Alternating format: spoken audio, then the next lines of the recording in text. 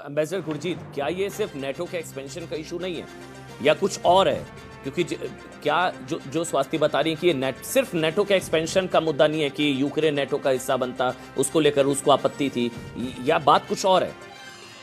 Ambassador Gurjeet, बात तो बिल्कुल साफ है, लेकिन इसके मुद्दे अलग अलग हैं। सबसे पहले तो देखिए कि चीन और रूस मिलकर दुनिया की जो इस समय इंटरनेशनल ऑर्डर है उसको अपने हित में करना चाह रहे हैं। तो ये रूस की बहुत बड़ी एक चाल है। दूसरी बात है कि रूस समझता है, जैसे स्वाति जी ने कहा, कि हमारी सुरक्षा के लिए बेलारूस, जॉर्जिया, यूक्रेन ये हम हाथ से नहीं जाने दें। तो जब ये बात हुई तो यूक्रेन के पास दो ही विकल्प थे, या तो वो बेलारूस जैसे बन जाए या वो फिनलैंड जैसे बन जाए। अब जो जनरल साहब कह रहे हैं, ये तो सब जानते हैं कि रूस की फौजें तो बहुत ताकतवर है यूक्रेन के मामले में। तो नेटो जो है वो एक जंगी गेम नहीं खेल रहा है, वो एक दूरदर्शी गेम खेल रहा है कि मैं आपको ये अंबी खिलाऊंगा, लेकिन ये अंबी को आप गिटक आपके गले में फंस जाएगी। और ये आप याद रखिए कि ये जो दो प्रोविंस हैं जो रूस कहता है अब इंडिपेंडेंट हो गए हैं, यहां पर रूसी लोग रहते हैं।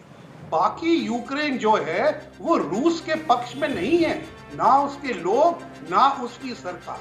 तो ये अगर कोई भी तरह रूस ने यूक्रेन पे कब्जा जमा लिया तो वो लोग उसके विरुद्ध हो जाएंगे, और हमेशा एक वो खट्टी गिटक जो आपके गले में अटक जाती है, वो ये चाल है नेटो की।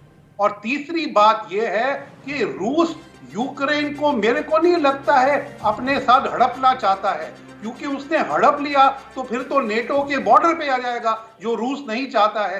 रूस चाहता है कि मेरे हित की सरकार, मेरे रंग की सरकार वहां कीव में बने। लेकिन ये जिस तरह वो सिविलियन लोगों पे हमले हो रहे हैं, लोग मर रहे हैं, ये यूक्रेन के लोग भूलने वाले नहीं है। नेटो की यही चाल है। आखिरला मैं मुद्दा ये रखता हूं कि आप देखिए सीरिया, आप देखिए अफ्रीका, वहां पर जगह जगह पर रूस ने अपना हाथ बढ़ाया है। उसका कोई इंटरेस्ट नहीं है वहां पर, सिर्फ अमेरिका को नीचे दिखाने के लिए उसने ये किया है। और यूक्रेन में आज तो रूस जीत रहा है, आप 6 महीने बाद देखिएगा उसका क्या हाल होता है। धन्यवाद।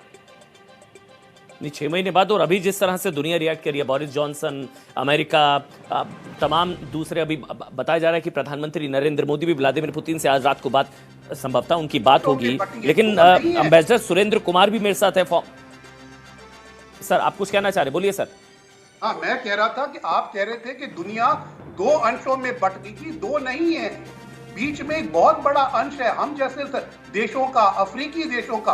अब तीनों अफ्रीकी देशों की संयुक्त राष्ट्र में स्टेटमेंट देखिए, वो ना तो सोवियत यूनियन, ना तो रशिया के पक्ष में है, ना अमेरिका के पक्ष में है, लेकिन वो कहते हैं देशों के बॉर्डर नहीं बदलने चाहिए। और ये चीन और रूस दोनों कर रहे हैं इस समय। और एम्बेसडर सुरेंद्र, यही भारत के लिए डिप्लोमेटिकली इसको किस तरह से हैंडल करना होगा कि ये अमेरिका के साथ या रूस के साथ, मतलब अगर रूस के खिलाफ जिस तरह से अमेरिका है, अब रूस के साथ होगा तो अमेरिका के साथ, या अमेरिका के साथ या रूस के साथ, अब भारत का क्या स्टैंड रहेगा एम्बेसडर सुरेंद्र, या भारत पर किस तरह का असर आप देखते हैं? देखिए, पहले जनरल साहब ने कहा जो मिलिट्री का परफेक्ट दिया उन पर्सपेक्टिव में, उससे सहमत हूँ।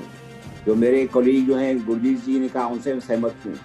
भारत जैसे देशों के लिए बहुत ही कठिन समस्या है।